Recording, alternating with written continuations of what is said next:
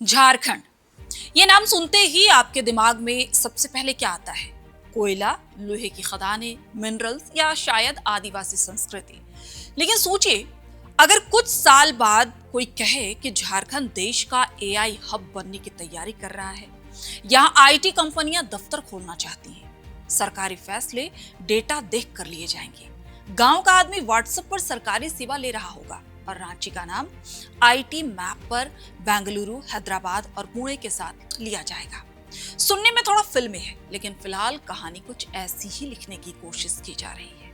नमस्कार, मैं हूं प्रियंका मिश्रा और आप देख रहे हैं एयर नाउ। 8 और 9 जुलाई को देश की राजधानी दिल्ली में नेशनल स्टेक होल्डर्स कंसल्टेशन 2026 आयोजित होने वाला है।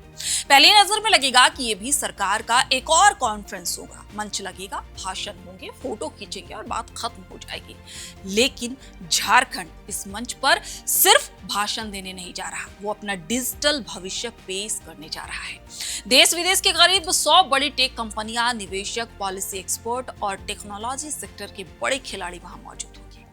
इन्हीं के सामने मुख्यमंत्री हेमंत सोरेन बताएंगे कि आने वाले वर्षों में झारखंड किस रास्ते पर चलना चाहता है, विजन क्या है। पहली बार ऐसा लग रहा है कि राज्य अपनी पहचान बदलने की कोशिश कर रहा है। अब तक झारखंड की पहचान जमीन के नीचे दबे खनिजों से थी। अब सरकार जमीन के ऊपर मौजूद दिमागों पर दांव लगा रही है, क्योंकि दुनिया बदल चुकी है। पहले ताकत उस राज्य के पास होती थी जिसके पास ज्यादा खदानें होती थी। आज ताकत उस राज्य के पास है जिसके पास ज्यादा डेटा है, टेक्नोलॉजी है, इनोवेशन है और ऐसी नीतियां हैं जो कंपनियों को लुभा सके। यही वजह है कि दिल्ली का ये कार्यक्रम झारखंड के लिए बेहद जरूरी माना जा रहा है। अब जरा उस प्रोजेक्ट की बात करते हैं जिस पर सबसे ज्यादा चर्चा है, रांची का आईटी पार्क। सरकार पहली बार इसे राष्ट्रीय स्तर पर प्रमोट करने जा रही है। करीब 101 एकड़ में बनने वाला ये आईटी पार्क राजधानी रांची के कोर कैपिटल एरिया में विकसित होगा। एक तरफ आईआईएम रांची, दूसरी तरफ बिरसा मुंडा एयरपोर्ट, यानी पढ़ाई भी पास और उड़ान भी पास। अब आप पूछेंगे कि आखिर आईटी पार्क की जरूरत क्यों है? इसका जवाब झारखंड के हजारों युवाओं के पास है। हर साल यहाँ से 20,000 से ज्यादा आईटी ग्रेजुएट निकलते हैं। डिग्री यही मिलती है, लेकिन नौकरी के लिए बेंगलुरु, हैदराबाद, पुणे, चेन्नई, नोएडा और गुरुग्राम जाना पड़ता है। अगर बड़ी कंपनियां रांची आती हैं, तो पहली बार बड़ी संख्या में युवाओं को अपने ही राज्य में करियर बनाने का मौका मिलेगा।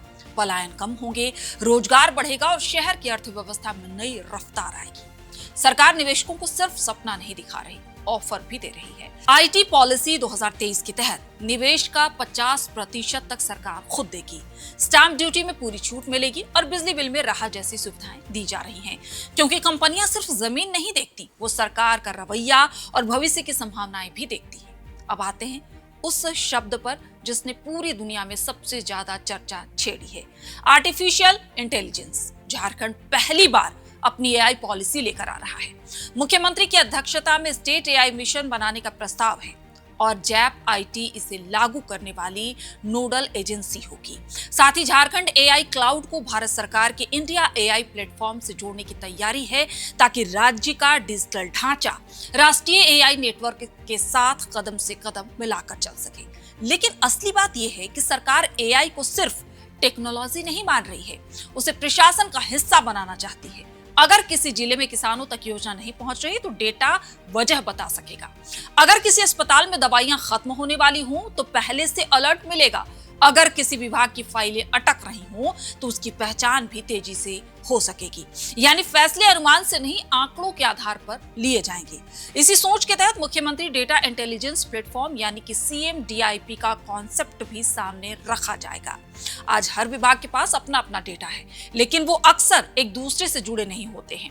CMDIP का मकसद इस दूरी को खत्म करना है, ताकि सरकार के पास एक ही जगह पूरा डेटा मौजूद हो और फैसले तेज और ज्यादा असरदार बन सके। फिर इसमें यह भी है कि सरकार की कोशिश सिर्फ सचिवालय तक सीमित नहीं है। गांवों तक डिजिटल सेवाएं पहुंचाने के लिए व्हाट्सएप आधारित नागरिक सेवाओं की भी तैयारी है, ताकि लोग स्थानीय भाषा में घर बैठे सरकारी योजनाओं की जानकारी और दूसरी सेवाएं हासिल कर सके। साथ ही integrated control and command centre का कॉन्सेप्ट भी सामने आएगा, जिससे अलग अलग विभागों के बीच बेहतर तालमेल, रियल टाइम मॉनिटरिंग और तेज प्रशासनिक फैसले संभव हो पाएंगे। अब बात करेंगे निवेश की। कोई भी बड़ी टेक कंपनी सिर्फ अच्छी सड़क देखकर निवेश नहीं करती, वो देखती है कि सरकार कितनी सहयोगी है, नीति कितनी स्पष्ट है और कितना टैलेंट मौजूद है और भविष्य कितना सुरक्षित दिखाई देता है।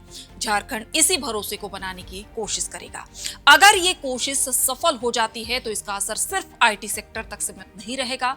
होटल, रियल एस्टेट, शिक्षा, स्टार्टअप, ट्रांसपोर्ट और सर्विस सेक्टर तक इसका फायदा सीधा सीधा पहुंचेगा, क्योंकि आईटी इंडस्ट्री कभी अकेले नहीं आती, वो अपने साथ पूरा आर्थिक इकोसिस्टम लेकर चलती है। यही वजह है कि इस आयोजन को सिर्फ सरकारी कार्यक्रम नहीं माना जा रहा है, ये झारखंड की नई ब्रांडिंग की शुरुआत हो सकती है। एक ऐसा झारखंड जिसकी पहचान सिर्फ खदानों से नहीं बल्कि डेटा सेंटर से भी हो, जो सिर्फ कोयले से नहीं बल्कि कोडिंग से भी जाना जाए और जिसकी पहचान सिर्फ मिनरल से नहीं बल्कि मशीन लर्निंग से भी बने। बेशक किसी योजना की असली परीक्षा जमीन पर होती है। आईटी पार्क कब बनता है, कितनी कंपनियां आती हैं, एआई पॉलिसी कितनी तेजी से लागू होती है और डिजिटल गवर्नेंस लोगों तक कितनी आसानी से पहुंचती है, इन सवालों के जवाब आने वाले साल देंगे।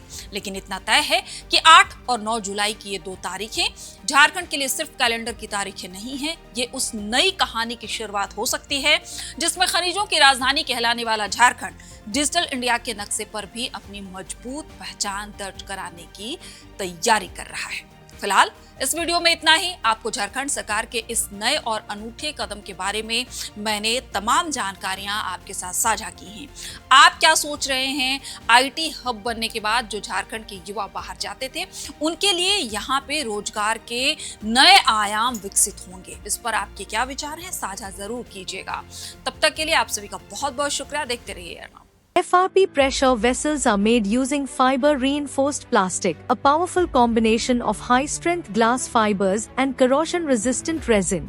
At Duraplast, we manufacture these vessels using advanced filament winding technology. Layer by layer, resin-coated glass fibers are precisely wound over a rotating mold, creating a structure that is lightweight, high-strength, and built to handle pressure. The result? Superior corrosion resistance, longer lifespan, lower maintenance costs for industries that demand performance without compromise. For customized FRP pressure vessel solutions,